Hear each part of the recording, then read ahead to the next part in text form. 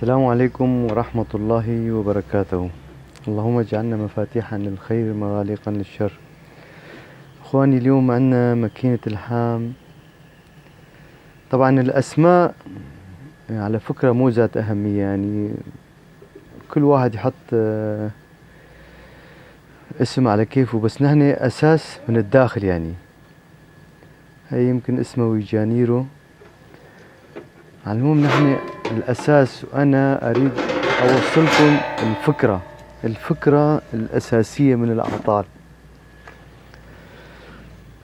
طبعا هاي ماكينة 3 بوردات، وقبل هلا شرحت لكم ماكينات 3 بوردات، وقلت لكم انه الماكينة 3 بوردات كويس، يعني كتير، يعني قوتها كتيرة وتقنيتها احسن. في هدول بورد مدمج، بورد واحد، مو شي زيادة. اخواني، اليوم بدنا نشوف ايش العطل تبع هالماكينة. طبعا بنجربها اول شي، بنجرب لكم اياه على السيرة.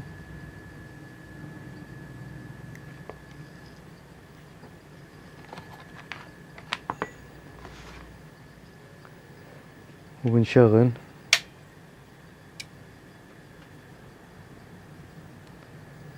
لمبة السيرة، عم تشتغل قوية، يعني توهج قوي كتير. يعني هذا معناته في عطل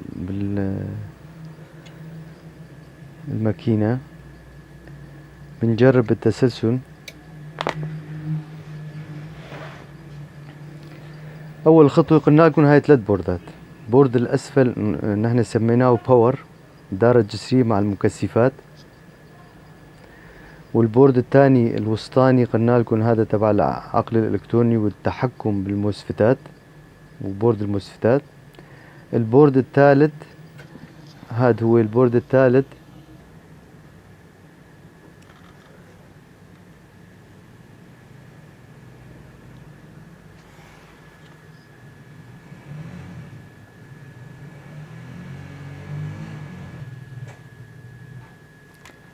لهون البورد الثالث ديودات الشوتكي والملفات اللي جواتها. طبعا هلا ما يبين معنا كتير، في ملفات ترانسات، 3 ترانسات كمان جواتها. هدول 3 بوردات. هلا نحن نمشي بالتسلسل مع الماكينة. طبعا صاحبها قال انه بتشتغل، بس عم يشتغل الضوء الحرارة، وضوء الحرارة بيدل انه يا انه وجود حرارة زايدة، في شي عم يحمي، يا في عطل، يعني مو شرط. هلا اذا جربناه مثلا على الكهرباء مباشرة، باعتبار قلي شغالة، بنجربها مباشرة على الكهرباء تنشوف ايش عم يعطينا.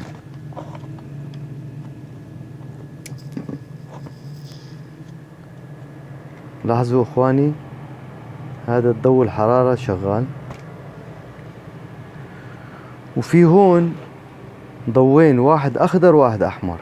الاخضر طبيعي يعني، بس الاحمر اذا اشتغل معناته في شغلة مو مزبوطة. لذلك نمشي بالتسلسل. انا فرجيتكم اياه. طبعا هو صاحبه قال عم اشغله، اما انتو يعني هيك تجارب، اذا في قصر احتمال بيضرب شغلات تانية، بس هو باعتبار جربها، نحن كمان جربناها. طبعا هلا طلعنا الكهرباء، بس الى المكثفات ما بيفضى. هداك الوقت بيشتغل، خلص الكهرباء جواته. اول خطوة ايشو بتساووا؟ هلا مثل هيك عطل اجالكم. الخطوة الاولى بنقسم الماكينة ل3 اقسام. القسم الاول الباور، من الكابل الكهرباء بيجي على الباور، بيجي لهون، يعني 310 فولت مستمر بيجي لهون. بنشيل هال 310 فولت من هون. شوفوا الخطوات شلون بتحصروا العطل.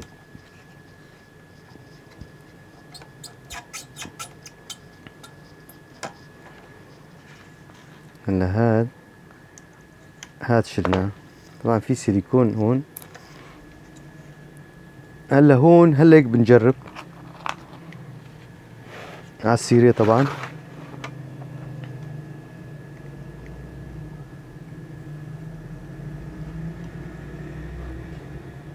بنشغل. هلا بهيك حالة انتو لاحظتوا السيرة اشتغل وانطفى.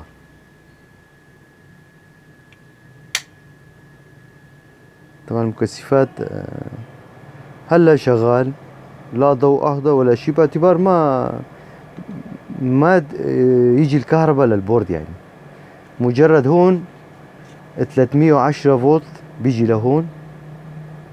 يعني هلا اذا قسناه لازم بيجي 310 فولت.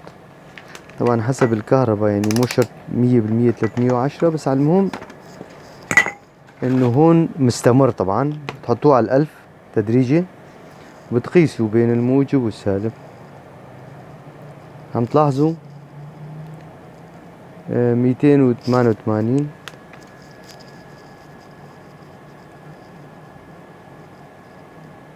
هاي 289 290.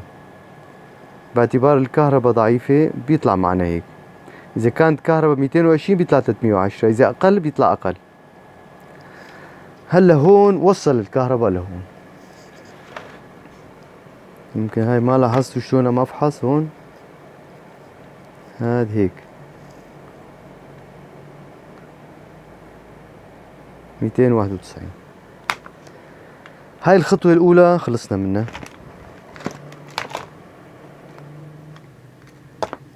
هلا هذا الكهرباء 310 كويس موجودة. بنرجعها لمكانها.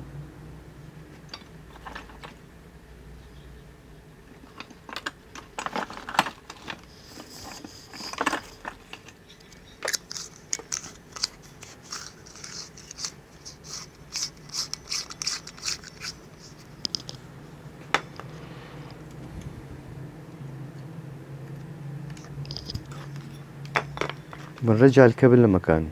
هاي الخطوة الأولى خلصنا منها. البورد الأول، هذا البورد الأسفل، البورد الباور مثل ما قلت لكم تبع الدارة الجسرية والمكثفات، البورد جاهز. هلا بنوصل هذا هون. وشون تحصروا العطل، يعني انتو خلوكم معي بالتدريج. اخواني في هلا عندي فيديوهات كتير نشرتها، يعني يمكن شي 60 فيديو على ماكينة اللحام. كل فيديو عطل شكل وشرح شكل. يعني ما في مثلا فيديوين متشابهين مع بعض. انصح من الاخوة، انصح انه طبعا الكهرباء فصلناها. انصح من الاخوة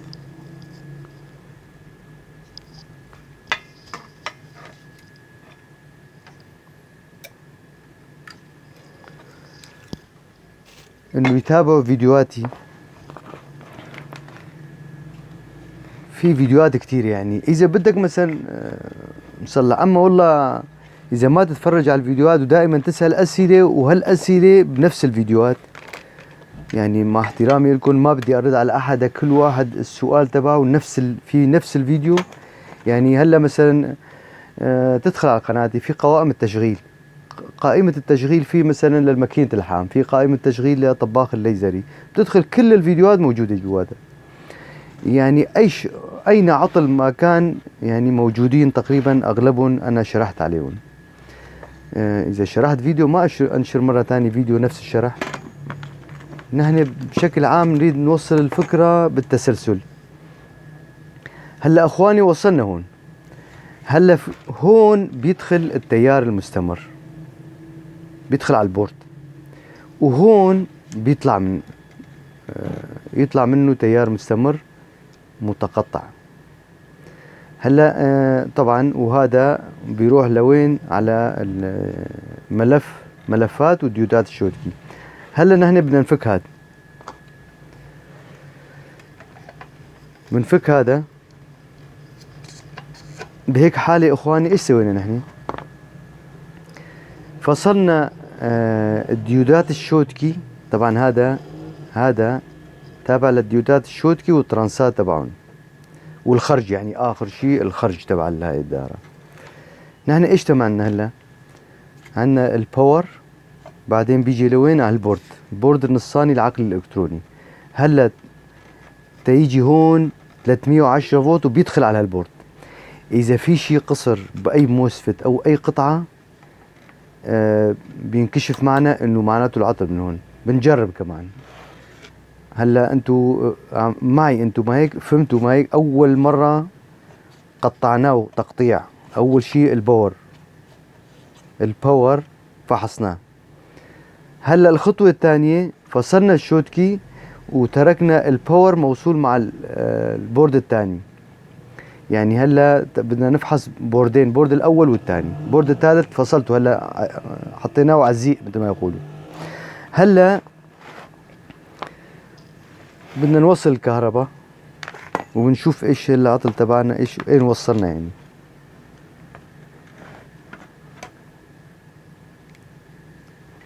هاي وصلنا السيرة.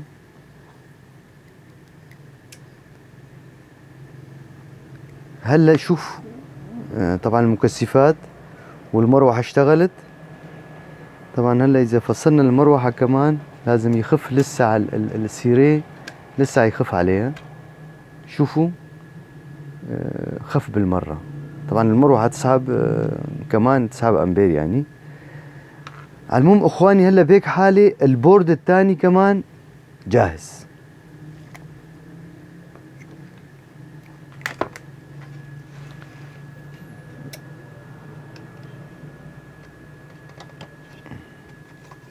هلا المروحة ما نوصلها مشان عم نعمل تجارب باعتبار ما نوصل المروحة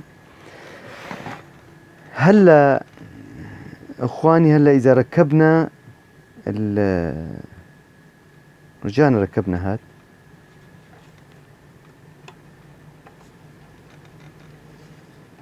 بس هلا شو فهمتوا؟ انه البورد الباور جاهز والبورد الثاني جاهز.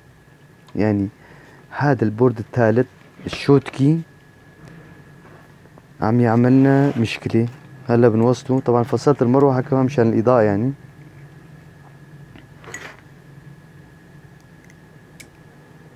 إضاءة قوية وشغلنا مو ماشي، في عطل. ايش بدنا نساوي اخواني؟ في عنا حلين. طبعا هاد لاحظوا هون هذا الجك، هذا اللي يطلع مستمر متقطع. طبعا قلنا لكم بيجي بيدخل لهون، وبعدين من هون بيطلع من هون مستمر متقطع. ترددات عالية على فكرة يعني، تردد عالي كتير يعني. هلا هون بالبورد قبل هلا انا شرحت لكم هذا السالب ثلاثتهم قطعة واحدة مقصورين مع بعض. اما الموجب كل طرف لحال. يعني شلون صاير 3 مكثفات سيراميك، كل مكثف سيراميك جاي على خط. وهذا هلا عم يسهلنا موضوع الصيانة. عندك حلين: اما بتفك لحام احد السيراميك، مكثفات السيراميك، مثلا تفك اول لحام وبتجرب، وبعدين تفك اللحام الثاني طرف واحد طبعا وبتجرب، او الثالث، يعني بالتسلسل مشان لما بيروح بنفصل طبعا فصل كامل بيصير معنا. الحل الافضل والاحسن يعني بنيجي لهون. انا طبعا هاي التجارب يعني بدك تطلع شريط من هالشرطان الحمر، مو 3 هن.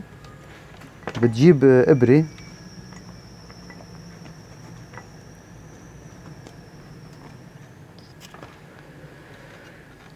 اخواني هاي انا ما مثلا مو انه تعلمتها والله واحد علمني او كذا او مثلا بالانترنت، لا انا هاي تجارب، وهالتجارب الحمد لله عم تنجح معنا، وما عندي لا راسم اشاره ولا شيء، وعم نجرب هالتجارب. بتحط الابره هون باعتبار في لها نتوء، وبتسحب على الخط. سحبنا خط ما هيك. هلا تم ايش عنا؟ طبعا هدول الاسود ما تمد ايدك عليهم، بس الحمر. هلا الاول احمر من طرف هاد فكيناه وبنجرب. على فكرة هاي افضل شرح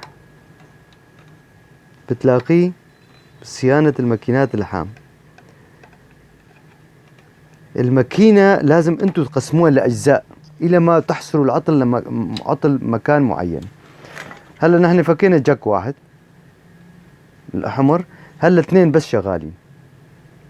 يعني هلا اذا اجت ثلاث خطوط الموجبة عم يجي لهون تيار مستمر متقطع، خطين بس بيمروا هون، خط الثاني واقف ما عم يتحرك، خط واحد منهم ما عم يتحرك. هذا اللي يجي لهون هذا واقف، خلص وقف هون وما بقى يطلع، باعتبار نحن فصلنا هذا. هلا بنجرب. هيك بتجربوها، هيك بتجربوا الماكينة، وهيك تكشفوا العطل. شلون هلا هيك نسوي؟ هاي السيرة وهذا الكبل.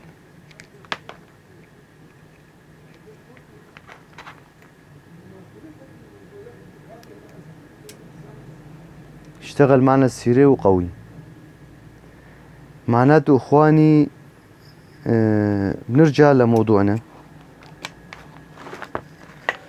شلون يعني نرجع موضوعنا؟ هلا بنشيل الجك هذا كمان، بنطلعه بنرجع هذا مكانه.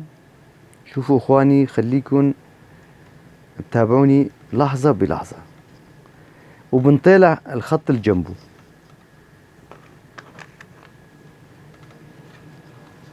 طبعا هاي احد اعطال الصعب كتير على فكرة. يعني هذا حتى اللي مثلا ما يطلع خرج او يصير قصر او الماكينة ما تلحم كتير، هذا افضل طريقة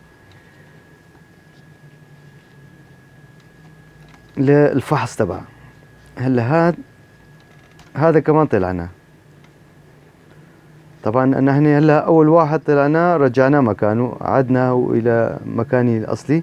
هلا خط النصاني فصلناه وبنرجع الجكة مكانه.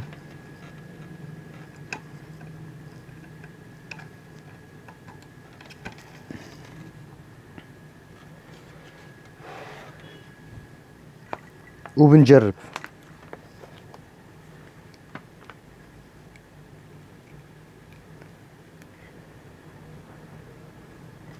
طبعا هاي السيرة كمان اشتغل ضوء السيرة وقوي، ما استفدنا شي. بقي عنا خط واحد.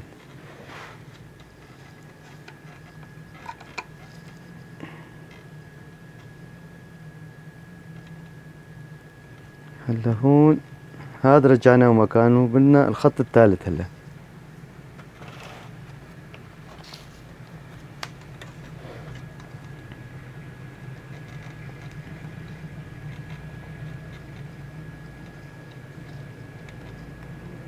هلا هذا الخط الثالث طلعناه. هذا اخر خط عم نجربه نحن. بنعيد الجكة مكانها.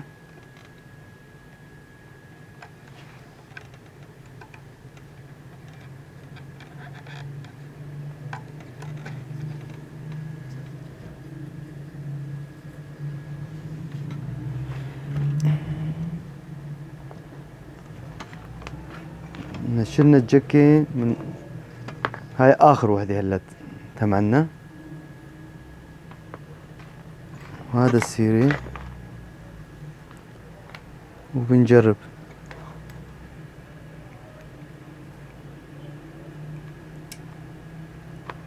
لاحظوا اخواني،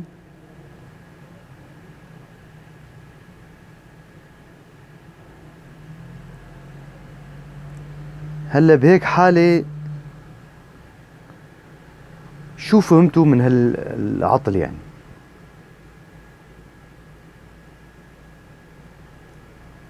هلا اذا جربناه على الكهرباء،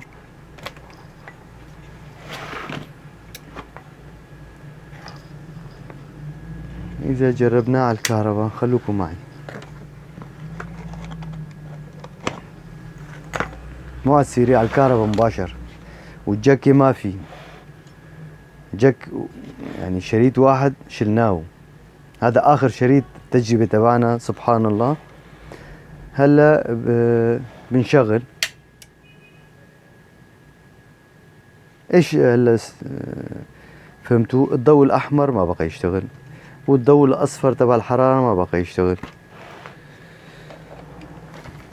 وطبعا قلت لكم الخرج كان كتم الخرج ما كان يطلع. بنشوف هلا الخرج شلون اخباره، الخرج كمان مشي حاله.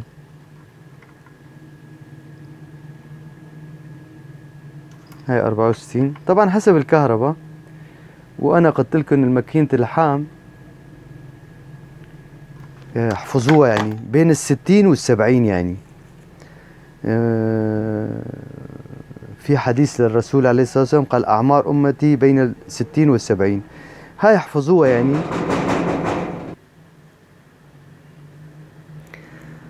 هلا ايش فهمنا من هالدرس؟ هذا الخط فصلناه اخواني. هلا هذا الخط، هاد 3 خطوط، قلنا لكم 3 مكثفات سيراميك، كل مكثف بيجي على خط. هاد 3 خطوط بيجي من الداخل في محولات، تحت محولات شوبر جوا هون.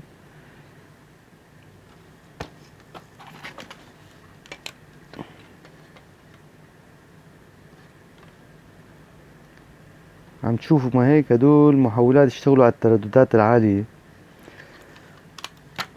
3 محولات، كل خط من الخطوط الحمر، 3 خطوط، كل خط بيجي على محولة، 3 محولات. طبعا الديود الشوتكي بدي افحص لكم اياه، طبعا انا فحصته بس بدي اعلمكم طريقة الديود الشوتكي كمان شلون بيفحصوه.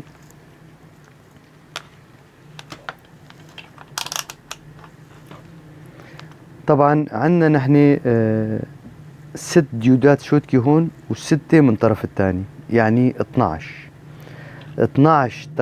تقسيم. في عندنا 3 ترانسات، 3 خطوط سيراميك، 3 مكثفات سيراميك، و3 خطوط حمر، و3 ترانسات شوبر.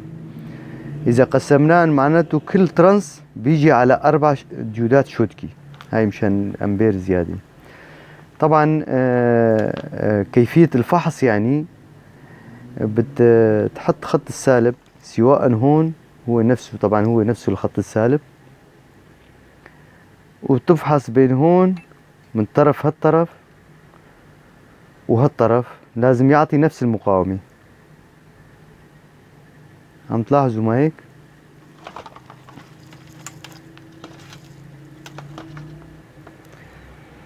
كمان هون لاحظوا بين هون وبين هون، وهكذا لازم نفس المقاومة. أي طرف بتشك فيه أو فيه قصر معناته الديود شوتكي مضروب. هلا أنا طبعا أنا فحصته، بس هلا قدامكم بس أعلمكم فحص الشوتكي. طبعا ديود الشوتكي على فكرة يعني ديود عادي. هلا شلون مثلا قبل هلا شرحت لكم إياه كمان.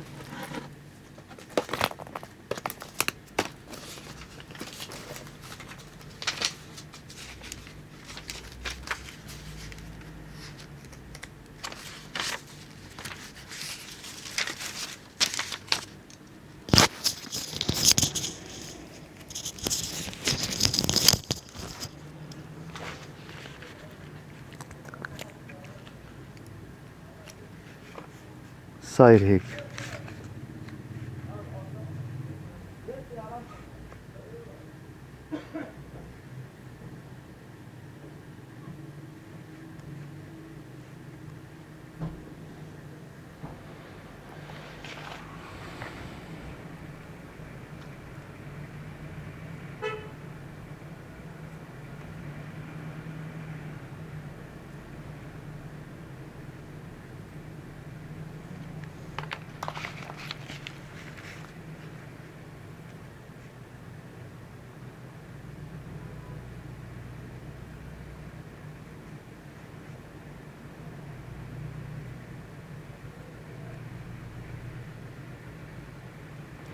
يعني ديودين مقابل بعض ويطلع الخط النصاني.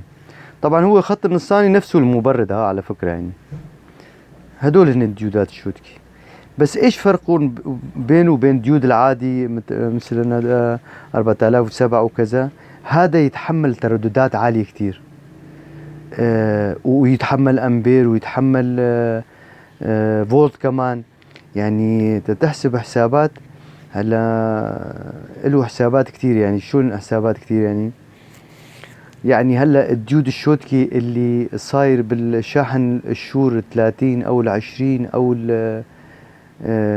ال10، تشوف لك كمان ديود شوتكي وكمان يتحمل ترددات عالية، بس يتحمل فولت اقل، 12 فولت باعتبار. اما هذا 60 فولت ل 70 فولت لازم فولته يكون اعلى.